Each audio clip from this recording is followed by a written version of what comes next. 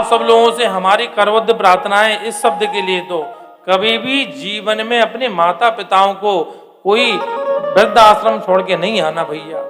जिसके बच्चे माता पिताओं को वृद्धाश्रम छोड़ने की दिमाग में लाते हैं, उस घर से स्त्री चली जाती है, उस घर से भगवान चले जाते हैं, उस घर से पुण्य चला जाता है, उस घर से पितरों की छाया चली जाती है, उस घर में घोर कलयुग का वास हो जाता है।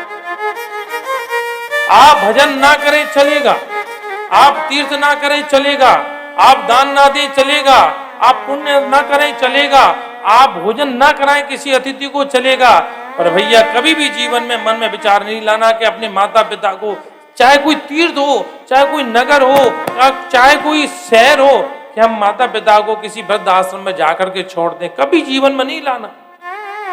जरा विचार करें, जब बालक गोद में रहता है और वो माँ बार बार कहता है माँ ये क्या है, ये फूल है, अच्छा फूल है, ये क्या करता है, ये करता है, उसकी सारी डिमांडें पूरी करते हैं और वही बड़ा बालक हो जाए जिसका विवाह हो जाता है और फिर वो जाकर अपनी माता पिताओं को जाकर के ओल्ड उसमें पटक दे, कैसा लगे उनको। हम जहां रहते हैं हमारे पास में एक वृद्ध आश्रम है, उसका नाम है मैत्री घर। प्रधान जी, हमारे मैत्री घर के जो कर्नल साहब हैं, उन्होंने अपने पर्सनल पैसे से उसको खोला है। वो हमको बड़ा स्नेह करते हैं, जब कभी आएंगे हमारे पास आते हैं। एक दिन लेके गए, उनकी बड़ी इच्छा थी, बोले महाराज जी पधारिए। हमने जाकर के देखा तो एक कमरे में 6, 7, 8, किसी में 2 नहीं थी। हमने कहा ऐसा क्यों, 1-2 क्यों नहीं रखते हैं? बोले महाराज जी इनके अंदर झांक के देखो तो आपका रोम रोम रोने लगेगा। जब ये अकेली होती है ना, तब ये अपने घर परिवार को बहुत याद करती हैं, बहुत रोती हैं।